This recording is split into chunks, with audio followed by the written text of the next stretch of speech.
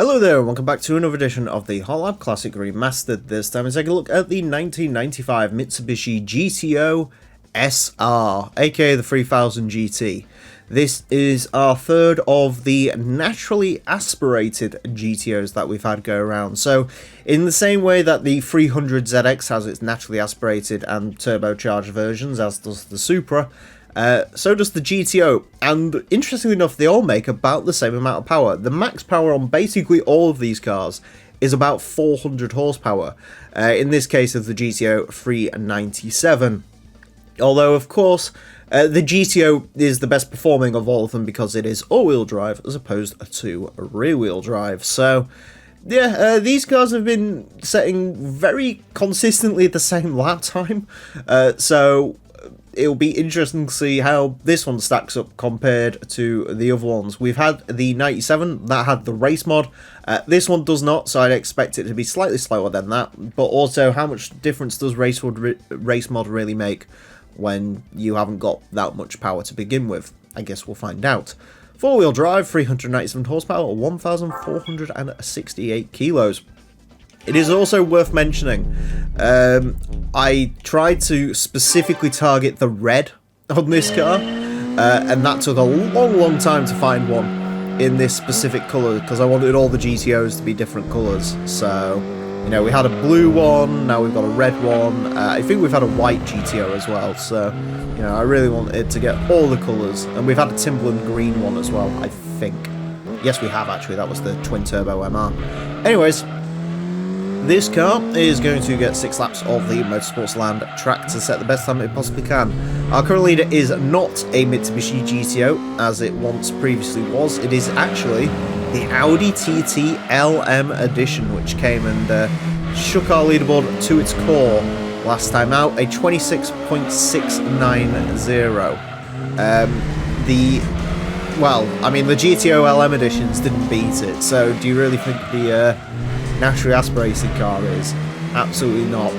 It does feel very strange to be driving a car that is not as quick as that TT at the moment. 31.057. So the previous naturally aspirated GTOs, the 92 set a time of a 30.504. The SR, or the race mod, set a time of a 30.468.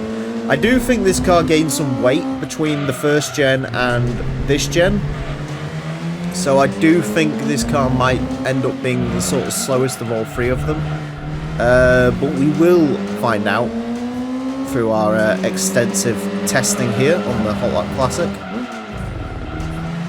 Just sort of got to try and get used to driving something that does not have the amount of power or grip that the TT had.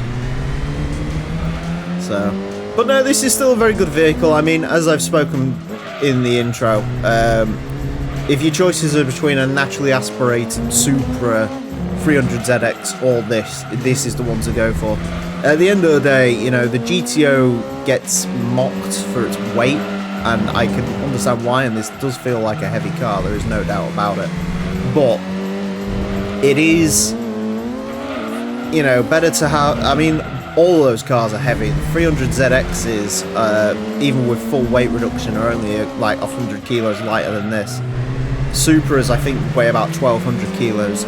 So you may as well go for the benefits afforded by four-wheel drive as opposed to chasing some invisible power figures. 30.666, there you go. That's a time for the ages there. And the worst bit is, I don't think we're actually going to be any quicker on this lap, so 30.666 it'll probably end up being. Yeah, I think as I sort of alluded to, I think the 92 is a little bit lighter. They all make roughly the same power, so I would go for the 92 personally. I think this 97, you know, it's definitely not bad. It's a pretty good car, but, you know, 0.2 on race modification. Bear in mind, race modification does reduce the weight of this quite significantly. I think it helps. I think it definitely helps. So, of course, the car that sets 666 is also in a very fetching shade of red. That makes perfect sense. But yeah, good car. Definitely nothing wrong with the GTOs. and we love them dearly. Although this one is 4 seconds slower than the TTLM edition, so TT really stamping its authority there. I'll stop going on about it soon, I promise. I was just amazed.